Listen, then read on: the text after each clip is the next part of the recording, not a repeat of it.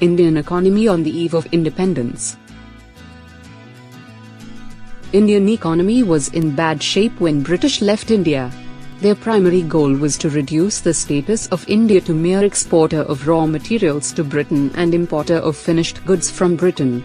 This unjustly enriched Britain.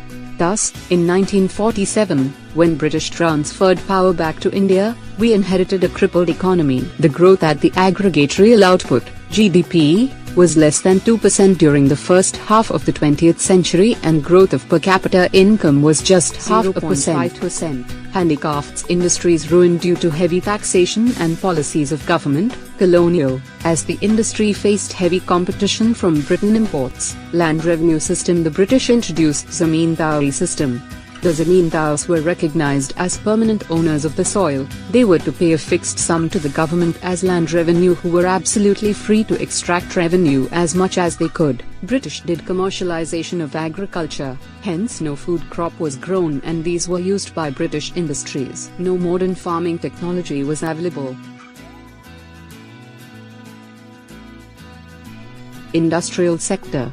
Policies of colonial government led to deindustrialization and India became an importer of finished goods from Britain and also a supplier of raw materials to Britain. Though India had no capital goods industries, but still some industries like paper industry were established after World War and Tisco, Tata Iron and Steel Company, were established in 1907.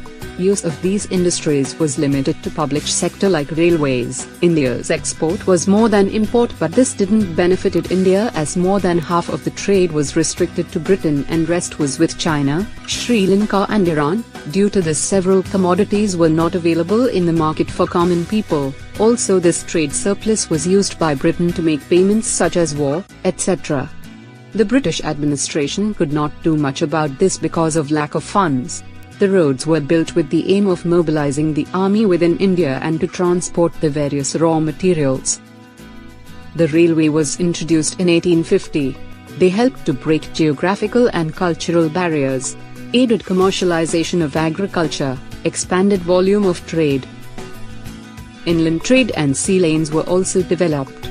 However, some of the inland waterways like the coast canal on the Odisha coast proved uneconomical because it could not match the railways which managed to traverse the region parallel to the canal.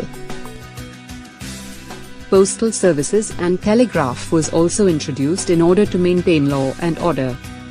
Now let's know about the demographic transition and about first census. It is the transition from high birth and death rates to lower birth and death rates as a region develops from a pre-industrial to an industrialized economic system. The first census was done in 1881. After that, it was done in every 10 years. Second stage of demographic transition began in 1921. During this time, neither the total population nor the population growth was very high. Death rate and birth rates both were very high. Infant mortality rate was 218 per thousand. Therefore population growth was less. Life expectancy was 32 years. Literacy rate was 7% in females and 16% in males. Attempts were also made to estimate the per capita income by people like R.C. Desai, William Digby and V.K.R.V. Rao. In these, V.K.R.V. Rao's contributions were considered most significant. Thus, Indian economy was in bad shape and infrastructure facilities required upgradation.